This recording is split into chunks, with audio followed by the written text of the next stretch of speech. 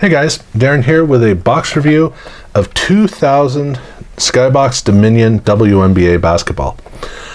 I don't remember how many of these boxes I opened back at the time, but I opened a fair number. More than one box for sure. I'm not sure how many sets I ended up with though, but yeah, it was going to be an interesting experience. And the big thing for me was I wanted to try to get more of the parallels, because I am loosely working on that set. So let's just kick off with the fact that I got two sets out of the box, except there are placeholders for two cards because the cards did stick together and only two cards got damaged. All the other cards actually survived, but the two cards that were damaged ended up being cards I needed for the second set, and Shimmy Coldsclaw was one of the two. Now, I'm pretty sure I've already got those cards as doubles somewhere else. So I'm not worried about that, but also I don't need more sets, but it was a fun experience to go through. The cards they have a pretty cool design approach to them. It's not an inspirational design. The players unfortunately get lost in the card. That's kind of the problem, and it kind of creates a mechanical experience because none of the players really stand out on their card. You know, we got Rebecca Lobo here, it's about the least exciting. The shot is exciting, but her presence is pretty limited. The outer border is dominant. The background doesn't do anything to help, and the players, I mean, Cynthia Cooper here, she is probably about the strongest. Tisha Pinashiro, she's pretty strong in terms of how the images come out, but they don't stand out. There's nothing about them that really is distinctive. They tried really hard to create a really cool card, and I think that they just fell short. I've seen better attempts at this. This was not one of the better attempts. The card backs aren't quite as good as the previous year, but they are still they're still they're pretty good. I mean, it's not like they designed this for the WNBA, but they work well enough. So it's not an exciting card set, but it wasn't designed to be that you were just chasing these cards. Right from the outset, this release of cards was designed around a parallel, and the parallel is a silver foil version of the cards. And so like I said, I'm working on this set, so I was really hoping to get a lot of cards, and they come one every 3 packs. So that means that you're only going to get about 12 cards, and that's how many I got. And I didn't get anybody of note. I think the closest I got was probably Muriel Page here. So, but that's okay because I was just trying to fill out my set. The disappointment was I wish that there were more of these cards. If they were like one per pack would have been ideal, but one every 2 packs would have worked a lot better. It would have been nice. In fact, just after I opened this box, there was a lot of 43 cards or 43 packs that was available on eBay, and I didn't even chase it because I knew that mathematically that was only going to be like 16 of these cards, and it just wasn't worth it to me to chase after them because I have almost all of the inserts. So I'm not disappointed by this. It's just that this is the rate that it came out. So for me, chasing boxes doesn't do any good. This was a fun experience, for this, but that was about all. They do have 4 insert sets. Well, they have 5 because they have the autographics. I did not get one, but they do have Girls Rock, and this is a card that has a cool textured holofoil effect on it that is really, really, really cool.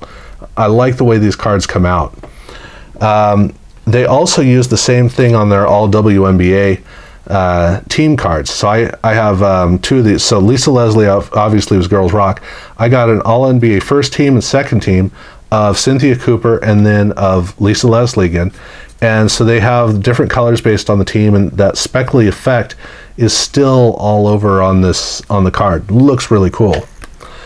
They also did Supreme Court, and for Supreme Court I got 4 out of the 20. Yeah, 4 out of the 20 with Cynthia Cooper, Vicki Johnson, Rebecca Lobo, and Ruthie Bolton Holyfield. Now there's a slight abrasion to the outer finish on the Vicki Johnson card. Otherwise, these cards came out well. These do have some foil, and the rest of the card is not foil. Very, very bold cards. Unfortunately, the cards tend to be more bold than the images of the players, but still. And then they had a special Cynthia Cooper collection, and this is 10, right? Yeah, 8 cards, and I got 1, 2, 3, 4, 5. I got 6 of the 8 cards. So this is almost one set per box, almost at that rate. And these cards have a glossy shot of the player, and then the rest of the card is matte with some copper foil. The cards do have a really, really cool look to them. I like the way that the card set is designed. Again, they're very common. You get almost one complete set in a box, so it's not like they're super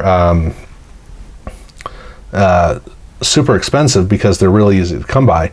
But this is one of those sets that if you like the WNBA, just having one of these sets is neat, because it doesn't cost you very much. It looks great, and it's Cynthia Cooper. She's a pretty impressive figure in the history. And then as far as the doubles, this is where it gets kind of fun, because, before I get to that, they do have 2 checklist cards, and you get a whole bunch of those, and then they have the program. But as far as the doubles go, I got very, very, very few doubles.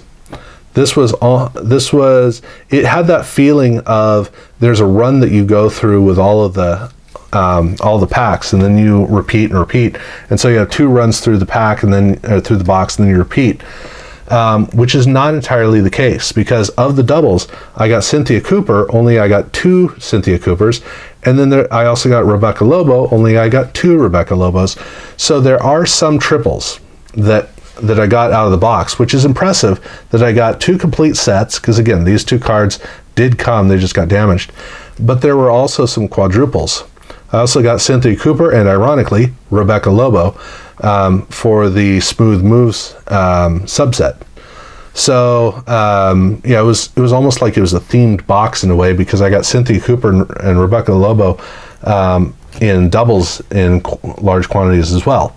So that was what came from this. I do wish I'd gotten an autographics. That would have been really nice.